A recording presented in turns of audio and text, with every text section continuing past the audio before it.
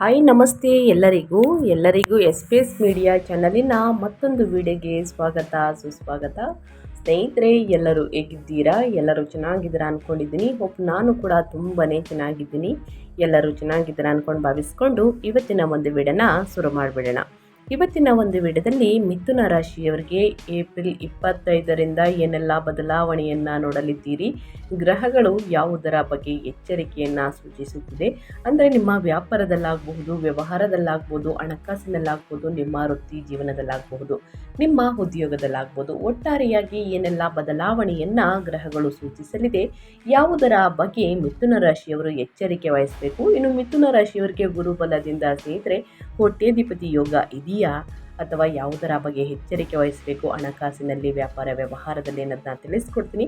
ಕಂಪ್ಲೀಟಾಗಿ ಮಿಥುನ ರಾಶಿಯವರು ಸಂಪೂರ್ಣ ಮಾಹಿತಿಯನ್ನು ತಿಳ್ಕೋಬೇಕು.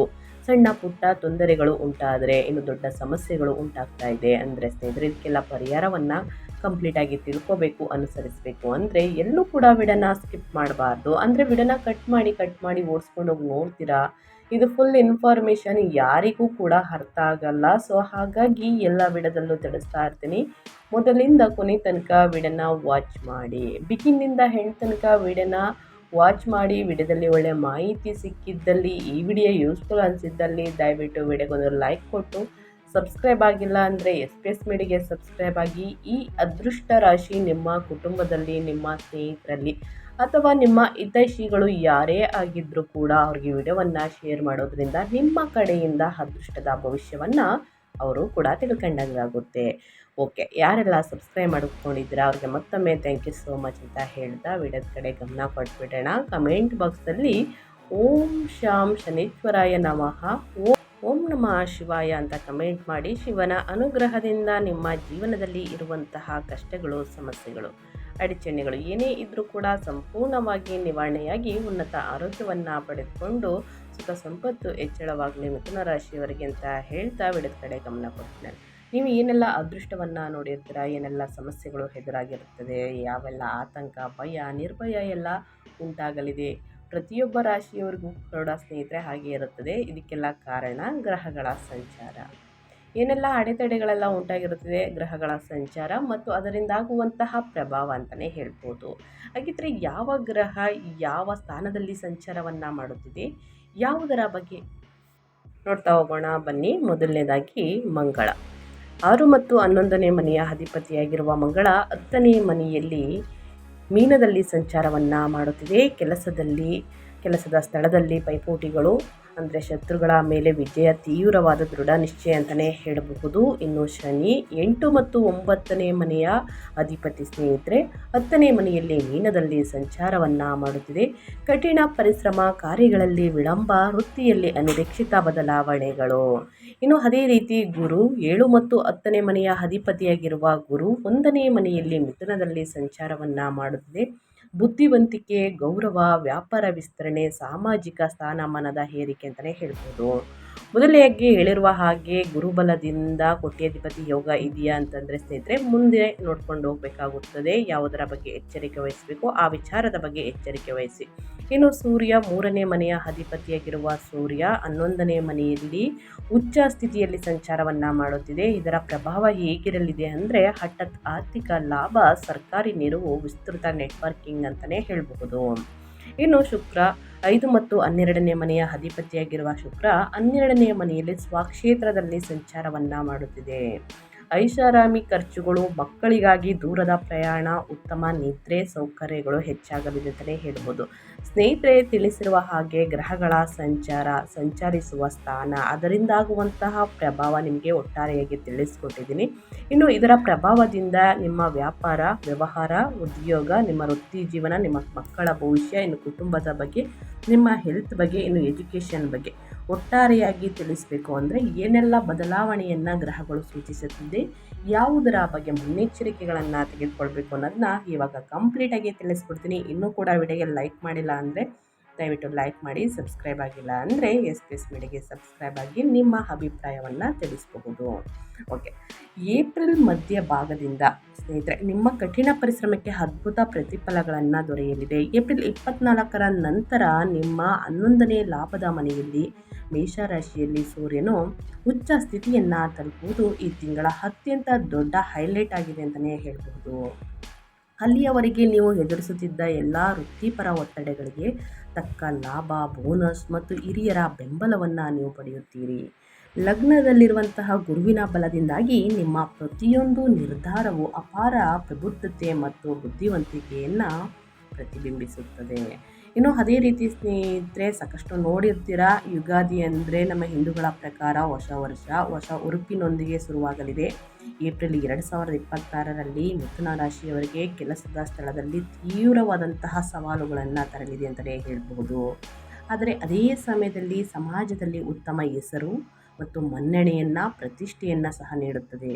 ನಿಮ್ಮ ಲಗ್ನದಲ್ಲಿರುವಂತಹ ಗುರು ಭಗವಾನ್ ಅದ್ಭುತ ರಕ್ಷಣಾ ಕವಚವಾಗಿ ಕಾರ್ಯನಿರ್ವಹಿಸುತ್ತಿದ್ದರು. ಏಪ್ರಿಲ್ ದ್ವಿತೀಯಾರ್ಧದಲ್ಲಿ ನಿಮ್ಮ 10ನೇ ಮನೆ ಅಂದರೆ ವೃತ್ತಿಯ ಮನೆಯಲ್ಲಿ ಮೀನರಾಶಿಯಲ್ಲಿ ಕರ್ಮಕಾರಕದ ಶನಿಯೊಂದಿಗೆ ಮಂಗಳನು ಸೇರಿಕೊಳ್ಳುತ್ತಾನೆ. ಈ ಸಂಯೋಗವು ನಿಮ್ಮ ಮೇಲೆ ಅಪಾರ ಕೆಲಸದ ಹೊರೆಯನ್ನು ಹಾಕುತ್ತದೆ.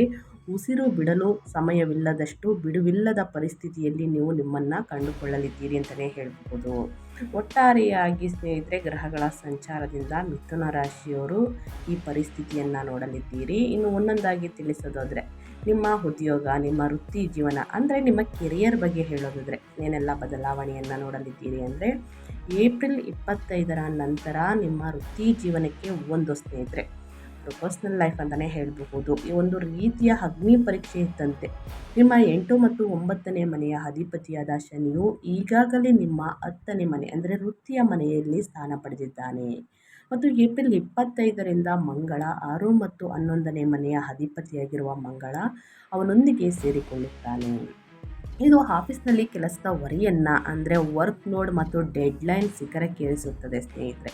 ರಜೆ ಮೇಲಿರುವಂತಹ ಸಹೋದ್ಯೋಗಿಗಳ ಜವಾಬ್ದಾರಿಗಳನ್ನು ನೀವೇ ಹೊರಬೇಕಾದಂತಹ ಪರಿಸ್ಥಿತಿ ಬರಬಹುದು. ಏಪ್ರಿಲ್ 11ರಂದು ನಿಮ್ಮ ಲಗ್ನಾಧಿಪತಿಯಾದ ಬುಧ 10ನೇ ಮನೆಯಲ್ಲಿ ನೀಚ ಸ್ಥಿತಿಗೆ ಬರುವುದರಿಂದ ಕಮ್ಯುನಿಕೇಷನ್ ಗ್ಯಾಪ್ ಉಂಟಾಗಬಹುದು. ಇದು ಮೇಲಧಿಕಾರಿಗಳೊಂದಿಗೆ ಸಣ್ಣ ಪುಟ್ಟ ತಪ್ಪು ಗ್ರಹಿಕೆಗಳಿಗೆ ಕಾರಣವಾಗಬಹುದು ಸ್ನೇಹಿತರೆ. ಆದರೆ ಎಲ್ಲದಕ್ಕೂ ಭಯಪಡುವ ಅವಶ್ಯಕತೆ ಇಲ್ಲ. ಯಾಕಂತಂದರೆ 10ನೇ ಮನೆಯ ಅಧಿಪತಿಯಾಗಿರುವಂತಹ ಗುರುವು ನಿಮ್ಮ ಲಗ್ನದಲ್ಲಿ ಕುಳಿತು 5 ಮತ್ತು 7ನೇ ಮನೆಗಳ ಮೇಲೆ ತನ್ನ ಶುಭ ದೃಷ್ಟಿಯನ್ನು ಬೀರುತ್ತಿರುವುದರಿಂದ ನಿಮ್ಮ ಪ್ರತಿಭೆ ಮತ್ತು ಕಠಿಣ ಪರಿಶ್ರಮ ಖಂಡಿತವಾಗಿಯೂ ಗುರುತಿಸಲ್ಪಡುತ್ತದೆ. ಏಪ್ರಿಲ್ 24ರ ನಂತರ ಸೂರ್ಯನು 11ನೇ ಮನೆಯಲ್ಲಿ ಉಚ್ಚನಾಗುತ್ತಿದ್ದಂತೆ ನಿಮ್ಮ ಶ್ರಮದ ಫಲವನ್ನು ನೀವು ಸ್ನೇಹಿತರೆ ಅತಿ ಹೆಚ್ಚಾಗಿ ಮಾಡುತ್ತೀರಿ. ಸಹೋದ್ಯೋಗಿಗಳು, ಆಫೀಸ್ ಪಾಲಿಟಿಕಲ್ಸ್ ಅಥವಾ ಪಿತೂರಿಗಳನ್ನು ನೀವು ಸುಲಭವಾಗಿ ಮೆಟ್ಟಿ ನಿಲ್ಲುತ್ತೀರಿ ಅಂತಲೇ ಹೇಳ್ಬೋದು. ಎಷ್ಟೇ ಪಿತೂರಿಗಳು ನಿಮ್ಮ ಮೇಲೆ ನಡೆದರೂ ಸ್ನೇಹಿತರೆ ಅದನ್ನು ಮೆಟ್ಟಿ ನಿಲ್ಲುವಂತಹ ಛಲ ನಿಮ್ಮಲ್ಲಿ ಉಂಟಾಗಲಿದೆ ಅಂತಲೇ ಹೇಳ್ಬೋದು. ನಿಮ್ಮ ದಿಟ್ಟ ಮತ್ತು ಲೆಕ್ಕಾಚಾರದ ನಿರ್ಧಾರಗಳು ಎಲ್ಲರ ಮೆಚ್ಚುಗೆಯನ್ನು ಗಳಿಸುತ್ತದೆ. ಸ್ನೇಹಿತರೆ, ನಿಮ್ಮ ಕೆರಿಯರಲ್ಲಿ ಏನೆಲ್ಲ ಬದಲಾವಣೆಯನ್ನು ನೋಡಲಿದ್ದೀರಿ, ಯಾವುದರ ಬಗ್ಗೆ ಮುನ್ನೆಚ್ಚರಿಕೆಗಳನ್ನು ತೆಗೆದುಕೊಳ್ಬೇಕು ಅನ್ನೋದನ್ನ ಕಂಪ್ಲೀಟಾಗಿ ತಿಳಿಸ್ಕೊಟ್ಟಿದ್ದೀನಿ. ಏನೇ ಡೌಟ್ಸ್ ಇದ್ದರೂ ಕೂಡ ಕಮೆಂಟ್ ಮಾಡಿ, ಖಂಡಿತವಾಗಿಯೂ ಆನ್ಸರ್ ಮಾಡ್ತೀನಿ ಪ್ರತಿಯೊಬ್ಬರಿಗೂ. ಓಕೆ, ಇನ್ನು ಮುಂದಿನದಾಗಿ ಹೇಳೋದಾದರೆ ವ್ಯಾಪಾರ ಮತ್ತು ಸ್ವಯಂ ಉದ್ಯೋಗದ ಬಗ್ಗೆ ಹೇಳೋದಾದರೆ, ನಿಮ್ಮ ಬಿಸ್ನೆಸ್ ಬಗ್ಗೆ ಹೇಳೋದಾದರೆ ಏನೆಲ್ಲ ಬದಲಾವಣೆಯನ್ನು ನೋಡಲಿದ್ದೀರಿ, ಯಾವುದರ ಬಗ್ಗೆ ಎಚ್ಚರಿಕೆ ವಹಿಸಬೇಕು ಅಂದರೆ, 7ನೇ ಮನೆಯ ಅಧಿಪತಿ ವ್ಯಾಪಾರದ ಕಾರಕ ಸ್ನೇಹಿತರೆ ಗುರುವು ನಿಮ್ಮ ಸ್ವಂತ ಜನ್ಮರಾಶಿಯಲ್ಲಿ ಅಂದರೆ ಲಗ್ನದಲ್ಲಿ ಸಂಚರಿಸುತ್ತಾ 7ನೇ ಮನೆಯ ಮೇಲೆ ನೇರ ದೃಷ್ಟಿ ಬೀರುತ್ತಿದ್ದಾರೆ. ವ್ಯಾಪಾರ ಮಾಲೀಕರಿಗೆ ಇದ್ದಕ್ಕಿದ್ದಂತೆ ಅದ್ಭುತವಾದ ಗ್ರಹಗತಿ ಇರಲು ಸಾಧ್ಯವಿಲ್ಲ. ಮಾರುಕಟ್ಟೆಯಲ್ಲಿ ನಿಮ್ಮ ಬ್ರ್ಯಾಂಡ್ ಮೌಲ್ಯವು ಗಗನಕ್ಕೇರುತ್ತದೆ. ಹೊಸ ಕ್ಲೈಂಟ್ಗಳು ನಿಮ್ಮನ್ನು ಹುಡುಕಿಕೊಂಡು ಬರುತ್ತಾರೆ ಮತ್ತು ನಿಮ್ಮ ಸಲಹೆಗಳು ಹಾಗೂ ಮಾರ್ಗದರ್ಶನವನ್ನು ಗ್ರಾಹಕರು ಹೆಚ್ಚು ಮೆಚ್ಚುತ್ತಾರೆ ಅಂತಲೇ ಹೇಳಬಹುದು. ಇನ್ನು 10ನೇ ಮನೆಯಲ್ಲಿ ಮಂಗಳ ಶನಿ ಪ್ರಭಾವದಿಂದಾಗಿ ಗುತ್ತಿಗೆದಾರರು, ಕಬ್ಬಿಣ ಮತ್ತು ಸಿಮೆಂಟ್ ಮತ್ತು ರಿಯಲ್ ಎಸ್ಟೇಟ್ ವ್ಯವಹಾರದಲ್ಲಿ ತೊಡಗಿಸಿಕೊಂಡವರು ಅಸಾಧಾರಣ ಲಾಭವನ್ನು ಕಾಣುತ್ತಾರೆ. ಆದಾಗ್ಯೂ ಕೆಲಸಗಳನ್ನು ಪೂರ್ಣಗೊಳಿಸಲು ದೈಹಿಕ ಶ್ರಮ ಮತ್ತು ತಾಳ್ಮೆಯ ಅಗತ್ಯವಿರುತ್ತದೆ. ಉಚ್ಚ ಸೂರ್ಯನ ಸಂಚಾರ ಅಂದರೆ ಏಪ್ರಿಲ್ 24ರ ನಂತರ 11ನೇ ಮನೆಯಲ್ಲಿ ಉಚ್ಚ ಸೂರ್ಯನ ಕೃಪೆಯಿಂದ ದೊಡ್ಡ ಪ್ರಾಜೆಕ್ಟ್ಗಳು ಮತ್ತು ಸರ್ಕಾರಿ ಟೆಂಡರ್ಗಳು ನಿಮ್ಮ ಪರವಾಗಿ ಒಲಿಯುವಂತಹ ಸಾಧ್ಯತೆ ಬಹಳಷ್ಟಿದೆ ಅಂತಲೇ ಹೇಳ್ಬೋದು ಮಿಥುನ ರಾಶಿಯವರಿಗೆ. ಸ್ನೇಹಿತರೆ, ನಿಮ್ಮ ಬಿಸ್ನೆಸ್ ಬಗ್ಗೆ ಅಂದರೆ ನಿಮ್ಮ ಸ್ವಯಂ ಉದ್ಯೋಗ ಮತ್ತು ವ್ಯಾಪಾರದ ಬಗ್ಗೆ, ವ್ಯವಹಾರದ ಬಗ್ಗೆ ಏನೆಲ್ಲ ಬದಲಾವಣೆಯನ್ನು ನೋಡಲಿದ್ದೀರಿ, ಯಾವುದರ ಬಗ್ಗೆ ಎಚ್ಚರಿಕೆ ವಹಿಸಬೇಕು ಅನ್ನೋದನ್ನ ಕಂಪ್ಲೀಟಾಗಿ ತಿಳಿಸ್ಕೊಟ್ಟಿದ್ದೀನಿ. ಬಟ್ ಏನೇ ಕಾರಣಕ್ಕೂ ನೀವು ಒಂದು ಸಹಿಯನ್ನು ಹಾಕಬೇಕಾದ್ರೂ ಕೂಡ ನಿಮ್ಮ ವ್ಯಾಪಾರ ವ್ಯವಹಾರದಲ್ಲಿ ಒಂದು ಒಪ್ಪಂದವನ್ನು ತೆಗೆದುಕೊಳ್ಬೇಕು ಅಂತಂದರೆ ಹಿರಿಯರ ಮಾರ್ಗದರ್ಶನವನ್ನು ತೆಗೆದುಕೊಳ್ಳಿ.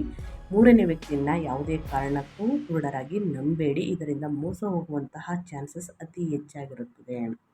ಇನ್ನು ನಿಮ್ಮ ಫೈನಾನ್ಸ್ ಬಗ್ಗೆ ಹೇಳೋದಾದರೆ, ನಿಮ್ಮ ಆರ್ಥಿಕ ಜೀವನ ಅಥವಾ ಹಣಕಾಸು ಮತ್ತು ಸಂಪತ್ತಿನ ಬಗ್ಗೆ ತಿಳಿಸೋದಾದರೆ, ಏಪ್ರಿಲ್ ದ್ವಿತೀಯಾರ್ಧದಲ್ಲಿ ಏನೆಲ್ಲ ಬದಲಾವಣೆಯನ್ನು ನೋಡಲಿದ್ದೀರಿ, ಯಾವುದರ ಬಗ್ಗೆ ಎಚ್ಚರಿಕೆ ವಹಿಸಬೇಕು ಅನ್ನೋದನ್ನ ನೋಡೋದಾದರೆ, ಆರ್ಥಿಕವಾಗಿ ಈ ತಿಂಗಳ ದ್ವಿತೀಯಾರ್ಧವು ಮಿಥುನ ರಾಶಿಯವರಿಗೆ ಅದ್ಭುತ ಲಾಭಗಳನ್ನು ನೀಡುತ್ತದೆ. 11ನೇ ಅಧಿಪತಿಯಾದಂತಹ ಮಂಗಳನು 10ನೇ ಮನೆಯಲ್ಲಿ ನಿಮ್ಮ ಕರ್ಮವನ್ನು ಸ್ಥಿರಗೊಳಿಸಿದರೆ, 3ನೇ ಅಧಿಪತಿಯಾದಂತಹ ಸೂರ್ಯನು ಏಪ್ರಿಲ್ 24ರಂದು ನೇರವಾಗಿ ಲಾಭದ ಮನೆಗೆ 11ನೇ ಮನೆಗೆ ಪ್ರವೇಶಿಸಿ ಉಚ್ಚ ಸ್ಥಿತಿಯನ್ನು ಪಡೆಯುತ್ತಾನೆ. ಈ ಅವಧಿಯಲ್ಲಿ ನಿಮ್ಮ ಇಂದಿನ ಹೂಡಿಕೆಗಳು ಷೇರು ಮಾರುಕಟ್ಟೆ ಅದ್ಭುತ ಮತ್ತು ಹಠಾತ್ ಆದಾಯವನ್ನು ನೀಡುತ್ತದೆ. ಇನ್ಕ್ರಿಮೆಂಟ್ ಬೋನಸ್ ನಿರೀಕ್ಷೆಗಳು ಹುಸಿಯಾಗುವುದಿಲ್ಲ ಅಂತಲೇ ಹೇಳಬಹುದು. ಅದಿಯಾಗೂ 5 ಮತ್ತು 12ನೇ ಅಧಿಪತಿಯಾದಂತಹ ಶುಕ್ರನು ಏಪ್ರಿಲ್ 29ರಂದು 12ನೇ ಮನೆಯಲ್ಲಿ ತನ್ನ ಸ್ವಂತ ರಾಶಿಯಾದ ಋಷಭವನ್ನು ಪ್ರವೇಶಿಸುವುದರಿಂದ ನೀವು ಹೊಸದಾಗಿ ಗಳಿಸಿದ ಹಣವನ್ನು ಐಷಾರಾಮಿ ವಸ್ತುಗಳು, ಪ್ರವಾಸೋದ್ಯಮ ಅಂದರೆ ಟ್ರಿಪ್ ಅಥವಾ ಕೌಟುಂಬಿಕ ಸೌಕರ್ಯಗಳಿಗಾಗಿಯೂ ಖರ್ಚನ್ನು ಮಾಡುತ್ತೀರಿ. ವಿಶೇಷವಾಗಿ ನಿಮ್ಮ ಮಕ್ಕಳ ಶಿಕ್ಷಣ ಅಥವಾ ಅವರ ವಿದೇಶಿ ಪ್ರಯಾಣದ ಬಗ್ಗೆ ಗಣನೀಯ ಪ್ರಮಾಣದ ಹಣವನ್ನು ಖರ್ಚು ಮಾಡುವಂತಹ ಸಾಧ್ಯತೆ ಬಹಳಷ್ಟಿದೆ ಅಂತಲೇ ಹೇಳಬಹುದು. ಹಣಕಾಸಿನ ವಿಚಾರದಲ್ಲಿ ಸ್ವಲ್ಪ ಉಳಿತಾಯ ಮಾಡುವುದು ಬಹಳ ಮುಖ್ಯ, ಯಾಕಂದರೆ ಹಠಾತ್ ಹಣಕಾಸಿನ ಪ್ರಾಬ್ಲಮ್ ಎದುರಾಗಲಿದೆ ಸ್ನೇಹಿತರೆ. ಮುಂದಿನ ದಿನಗಳಲ್ಲಿ ಹಠಾತ್ ಹಣಕಾಸಿನ ಪ್ರಾಬ್ಲಮ್ ಎದುರಾಗಬಾರ್ದು ಅಂದರೆ ಅನಗತ್ಯ ಖರ್ಚುಗಳಿಂದ ಆದಷ್ಟು ದೂರವಿದ್ದರೆ ಒಳಿತು. ಇನ್ನು ಮುಂದಿನದಾಗಿ ಹೇಳೋದಾದರೆ, ನಿಮ್ಮ ಹೆಲ್ತ್ ಅಂದರೆ ಆರೋಗ್ಯ ಮತ್ತು ಯೋಗಕ್ಷೇಮದ ಬಗ್ಗೆ ಹೇಳೋದಾದರೆ, ಏನೆಲ್ಲ ಬದಲಾವಣೆಯನ್ನು ಮಿಥುನ ರಾಶಿಯವರು ನೋಡಲಿದ್ದೀರಿ, ಯಾವುದರ ಬಗ್ಗೆ ಎಚ್ಚರಿಕೆ ವಹಿಸಬೇಕು ಅನ್ನೋದನ್ನ ನೋಡೋದಾದರೆ, ನಿಮ್ಮ ಲಗ್ನದಲ್ಲಿರುವಂತಹ ಗುರು ಭಗವಾನ್ ಬೃಹತ್ ರಕ್ಷಣಾ ಕವಚವಾಗಿ ಕಾರ್ಯನಿರ್ವಹಿಸುತ್ತಾನೆ. ಯಾವುದೇ ಪ್ರಮುಖ ಆರೋಗ್ಯ ಸಮಸ್ಯೆಗಳಿಂದ ನಿಮ್ಮನ್ನು ಪಾರು ಮಾಡುತ್ತಾನೆ. ಅದೇನೇ ಇದ್ದರೂ ಕೂಡ ನಿಮ್ಮ 10ನೇ ಕರ್ಮದ ಸ್ಥಾನದಲ್ಲಿ ಮಂಗಳ ಮತ್ತು ಶನಿಯ ತೀವ್ರತೆಯಿಂದಾಗಿ ಲ್ಯಾಪ್ಟಾಪ್, ಕಂಪ್ಯೂಟರ್ ಮುಂದೆ ಹೆಚ್ಚು ಹೊತ್ತು ಕುಳಿತಿರುವುದರಿಂದ ಉಂಟಾಗುವ ವಿಪರೀತ ದೈಹಿಕ ಆಯಾಸ, ನರಗಳ ದೌರ್ಬಲ್ಯ, ಕಣ್ಣಿನ ಉರಿ ಅಥವಾ ಭುಜ, ಕುತ್ತಿಗೆ ನೋವುಗಳಿಂದ ನೀವು ತೊಂದರೆಗೊಳಗಾಗುತ್ತೀರಿ ಸ್ನೇಹಿತರೆ. ನಿಮ್ಮ ಕೆಲಸದ ಒತ್ತಡವನ್ನು ಮನೆಗೆ ತರುವುದು ಮಾನಸಿಕ ಶಾಂತಿಯನ್ನು ಕಸಿದುಕೊಂಡಂತೆ. ಏಪ್ರಿಲ್ 29ರ ನಂತರ 12ನೇ ಮನೆಗೆ ಶುಕ್ರನ ಪ್ರವೇಶವು ನಿದ್ರಾಹೀನತೆಯ ಸಮಸ್ಯೆಗಳನ್ನು ಕಡಿಮೆ ಮಾಡುತ್ತದೆ. ಆದರೆ ಆಹಾರ ನಿಯಮಗಳನ್ನು ಅಂದರೆ ಡಯಟನ್ನು ಪಾಲಿಸದಿದ್ದರೆ ಹೊಟ್ಟೆಗೆ ಸಂಬಂಧಿಸಿದ ತೊಂದರೆಗಳು ಉದ್ಭವಿಸಬಹುದು. ಈ ತಿಂಗಳ ಪ್ರತಿದಿನ, ಮುಂದಿನ ತಿಂಗಳ ಪ್ರತಿದಿನ ಬೆಳಿಗ್ಗೆ ಸ್ವಲ್ಪ ವ್ಯಾಯಾಮವನ್ನು ಮಾಡಿ ಅಥವಾ ಯೋಗವನ್ನು ಮಾಡಿ, ಮೆಡಿಟೇಷನನ್ನು ಮಾಡಿ ಸ್ನೇಹಿತರೆ.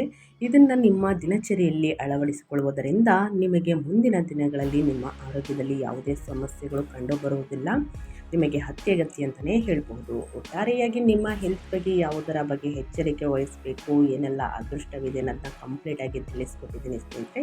ಏನೇ ಡೌಟ್ಸ್ ಇದ್ದರೂ ಕೂಡ ಕಮೆಂಟ್ ಮಾಡಿ ಅಂತ ಹೇಳ್ತಾ, ಇನ್ನು ನಿಮ್ಮ ಫ್ಯಾಮಿಲಿಯ ಬಗ್ಗೆ ಹೇಳೋದಾದರೆ, ಕುಟುಂಬದ ಬಗ್ಗೆ ಮತ್ತು ವೈಯಕ್ತಿಕ ಸಂಬಂಧಗಳ ಬಗ್ಗೆ, ಪ್ರೇಮ ಜೀವನದ ಬಗ್ಗೆ ಮತ್ತು ನಿಮ್ಮ ಮಕ್ಕಳ ಭವಿಷ್ಯದಲ್ಲಿ ಏನೆಲ್ಲ ಬದಲಾವಣೆಗಳು ಕಂಡು ಬರಲಿದೆ, ಯಾವುದರ ಬಗ್ಗೆ ಎಚ್ಚರಿಕೆ ವಹಿಸಬೇಕು ಅಂದರೆ, 7ನೇ ಅಧಿಪತಿಯಾದ ಗುರುವು ಲಗ್ನದಲ್ಲಿ ಇದ್ದು 7ನೇ ಮನೆಯ ಮೇಲೆ ದೃಷ್ಟಿ ಬೀರುತ್ತಿರುವುದರಿಂದ ಗಂಡ ಮತ್ತು ಹೆಂಡತಿಯ ನಡುವೆ ಸಂಬಂಧವು ತುಂಬ ಸೌಮ್ಯ, ಬೆಂಬಲಿತ, ಪರಸ್ಪರ ತಿಳುವಳಿಕೆಯಿಂದ ಕೂಡಿರುತ್ತದೆ.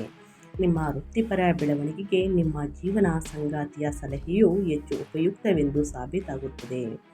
ಅದಿಯಾಗೋ 5ನೇ ಅಧಿಪತಿಯಾದಂತಹ ಶುಕ್ರನು 12ನೇ ಮನೆಗೆ ಚಲಿಸುವುದು ನಿಮ್ಮ ಮಕ್ಕಳಿಗೆ ಸಂಬಂಧಿಸಿದಂತೆ ಕೆಲವು ಪ್ರಮುಖ ಬದಲಾವಣೆಗಳು ತರಬಹುದು.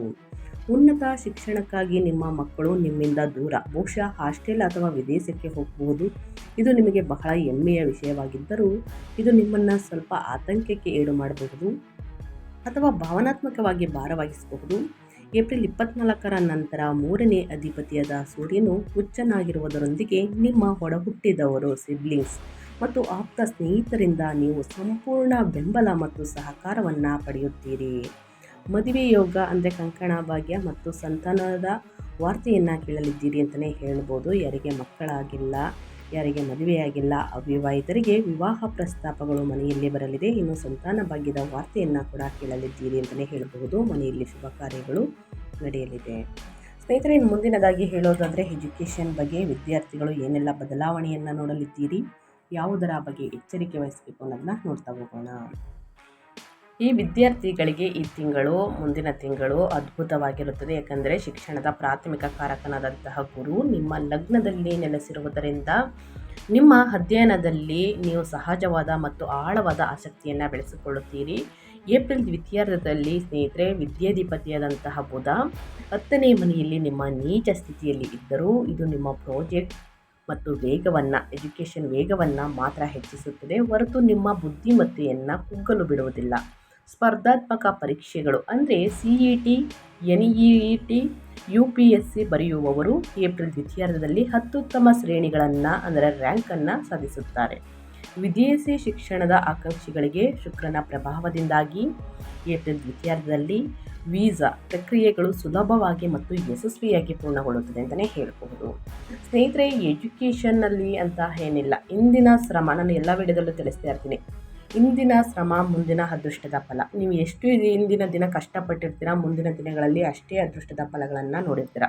ಸೊ ಹಾಗಾಗಿ ಕಷ್ಟಪಟ್ಟು ಅಧ್ಯಯನದ ಕಡೆ ಗಮನ ಕೊಡಿ, ಉನ್ನತ ಫಲಿತಾಂಶವನ್ನು ಖಂಡಿತವಾಗಿಯೂ ಗಳಿಸಲಿದ್ದೀರಿ ಅಂತ ಹೇಳ್ತಾ ಇಲ್ಲಿ ತನಕ ತಿಳಿಸಿರುವುದು ವ್ಯಾಪಾರ ವ್ಯವಹಾರದ ಬಗ್ಗೆ, ಉದ್ಯೋಗದ ಬಗ್ಗೆ, ಕುಟುಂಬದ ಬಗ್ಗೆ, ನಿಮ್ಮ ಫ್ಯಾಮಿಲಿ ಬಗ್ಗೆ, ಮಕ್ಕಳ ಭವಿಷ್ಯ ಮತ್ತು ಎಜುಕೇಷನ್ ಬಗ್ಗೆ, ನಿಮ್ಮ ಹೆಲ್ತ್ ಬಗ್ಗೆನೂ ಕೂಡ ತಿಳಿಸ್ಕೊಟ್ಟಿದ್ದೀನಿ.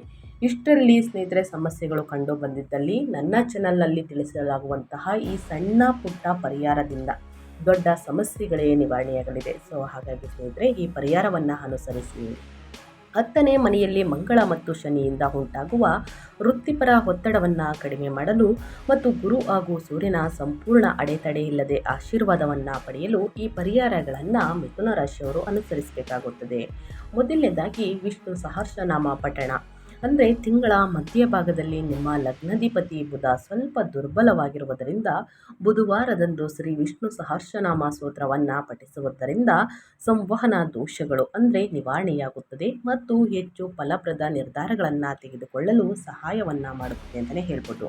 ಮೊದಲೇ ತಿಳಿಸ್ತಾ ಇರ್ತೀನಿ, ನಮಗೆ ವಿಷ್ಣು ಸಹಸ್ರನಾಮ ಪಠಿಸುವುದಕ್ಕೆ ಬರುವುದಿಲ್ಲ, ಗುರು ರಾಘವೇಂದ್ರ ಮಂತ್ರವನ್ನು ಹೇಳುವುದಕ್ಕೆ ಬರುವುದಿಲ್ಲ ಅನ್ನೋರು ಸ್ನೇಹಿತರೆ 11 ಬಾರಿ ಏನು ಪಠಿಸಬೇಕು ಅದನ್ನು 11 ಬಾರಿ ಸ್ನೇಹಿತರೆ ಮೊಬೈಲ್, ಲ್ಯಾಪ್ಟಾಪ್ ಅಲ್ಲಿ ಕೇಳಿಸ್ಕೊಳ್ಬಹುದು. ಯಾರಿಗೆ ಹೇಳುವುದಕ್ಕೆ ಬರುವುದಿಲ್ಲ ಅಂಥವರು ಕೇಳಿಸ್ಕೊಳ್ಬಹುದು. ಇನ್ನು ಶಿವನ ಆರಾಧನೆ. ಕರ್ಮದ ಸ್ಥಾನದಲ್ಲಿ ಶನಿ ಮಂಗಳ ಸಂಯೋಗದ ತೀವ್ರತೆಯನ್ನು ಕಡಿಮೆ ಮಾಡಲು ಸೋಮವಾರ ಮತ್ತು ಶನಿವಾರದಂದು ಶಿವನ ದೇವಸ್ಥಾನದಲ್ಲಿ ಹಾಲಿನೊಂದಿಗೆ ಅಭಿಷೇಕವನ್ನು ಮಾಡಿಸಿ ಅಥವಾ ಜಲಾಭಿಷೇಕವನ್ನು ಮಾಡಿಸಿ. ಇದು ವೃತ್ತಿಪರ ಅಡೆತಡೆಗಳನ್ನು ತಡೆಯುತ್ತದೆ. ಇನ್ನು ಪ್ರಾಣಿ ಪಕ್ಷಿಗಳಿಗೆ ಸ್ನೇಹಿತರೆ ಆಹಾರವನ್ನು ನೀಡುವುದು ಅಂದರೆ ಗುರುವಾರದಂದು ಹಸುಗಳು ಅಥವಾ ಆನೆಗಳು ಅಥವಾ ಹಸುಗಳಿಗೆ ಸ್ನೇಹಿತರೆ ಬಾಳೆಹಣ್ಣು ಬೆಲ್ಲವನ್ನು ತಿನ್ನಿಸುವುದು. ಇದು ನಿಮ್ಮ ಲಗ್ನದಲ್ಲಿ ಗುರುವಿನ ಬಲವನ್ನು ಮತ್ತಷ್ಟು ಹೆಚ್ಚಿಸುತ್ತದೆ. ನಿಮ್ಮ ಎಲ್ಲ ಪ್ರಯತ್ನಗಳಿಗೆ ಕೀರ್ತಿ ಮತ್ತು ಪ್ರತಿಷ್ಠೆಯನ್ನು ತರುತ್ತದೆ ಅಂತಲೇ ಹೇಳಬಹುದು. ಇದರ ಜೊತೆಗೆ ಗುರುವಾರದಂದು ಗುರುಶೋತ್ರವನ್ನು ಹೇಳುವುದು, ಗುರುರಾಯರ ಮಂತ್ರವನ್ನು 9 ಬಾರಿ ಅಥವಾ 12 ಬಾರಿ ಹೇಳಿ ಸ್ನೇಹಿತರೆ. ಗುರುರಾಯರ ಪೂಜೆಯನ್ನು ಮಾಡಿ ಬಿಳಿ ಸಿಹಿ ತಿಂಡಿಗಳನ್ನು ಅರ್ಪಿಸಿ ಗುರುರಾಯರ ಮಂತ್ರವನ್ನು ಹೇಳುವಾಗ ಸ್ನೇಹಿತರೆ, ಪೂಜ್ಯಾಯ ರಾಘವೇಂದ್ರಾಯ ಸತ್ಯಧರ್ಮ ರಥಾಯ ಚ ಭಜತಾಂ ಕಲ್ಪವೃಕ್ಷಾಯ ನಮತಂ ಕಾಮಧೇನುವೆ ಈ ಮಂತ್ರವನ್ನು ಆದಷ್ಟು 9 ಬಾರಿ 12 ಬಾರಿ ಹೇಳುವುದರಿಂದ ಕಷ್ಟಗಳು ಸಮಸ್ಯೆಗಳು ಕ್ರಮೇಣವಾಗಿ ಕಡಿಮೆಯಾಗಲಿದೆ ಅಂತಲೇ ಹೇಳಬಹುದು. ಸೊ ಹಾಗಾಗಿ ತಪ್ಪದೇ ಪರಿಹಾರಗಳನ್ನು ಮಾಡಿ ಅಂತ ಹೇಳ್ತಾ ಮಿಥುನ ರಾಶಿಯವರಿಗೆ ನಾನು ವಿಡಿಯೋನ ಎಂಡ್ ಮಾಡ್ತಾ ಇದ್ದೀನಿ. ಇವತ್ತಿನ ಒಂದು ವಿಡಿಯೋದಲ್ಲಿ ಸಂಪೂರ್ಣ ಮಾಹಿತಿ ಸಿಕ್ಕಿದ್ದಲ್ಲಿ, ಈ ವಿಡಿಯೋ ಯೂಸ್ಫುಲ್ ಅನಿಸಿದ್ದಲ್ಲಿ ದಯವಿಟ್ಟು ವಿಡಿಯೋಗೆ ಲೈಕ್ ಮಾಡೋದನ್ನ ಮರ್ತಿದ್ರೆ ಲೈಕ್ ಮಾಡಿ. ಇನ್ನೂ ನನ್ನ ಚಾನಲ್ನ ಸಬ್ಸ್ಕ್ರೈಬ್ ಮಾಡ್ಕೊಂಡಿಲ್ಲ ಅಂದರೆ ದಯವಿಟ್ಟು SPS ಮೀಡಿಯಾಗೆ ಸಬ್ಸ್ಕ್ರೈಬ್ ಆಗಿ ನಿಮ್ಮ ಅಭಿಪ್ರಾಯಗಳನ್ನು ಕಮೆಂಟ್ ಬಾಕ್ಸಲ್ಲಿ ತಿಳಿಸಿ ಅಂತ ಹೇಳ್ತಾ, ನಿಮಗೂ ಮತ್ತು ನಿಮ್ಮ ಕುಟುಂಬಕ್ಕೆ ತುಂಬಾ ಒಳ್ಳೆಯದಾಗಲಿ, ಶನಿ ಬಲ ಗುರುಬಲ ಎರಡೂ ಕೂಡ ಸಿಕ್ಕಿ ಅಂತ ಹೇಳ್ತಾ ಮತ್ತೊಂದು ವಿಡಿಯೋ ಜೊತೆ ಮತ್ತೊಂದು ಹೊಸ ಭವಿಷ್ಯದಲ್ಲಿ ಸಿಗ್ತೀನಿ. Thank you for watching.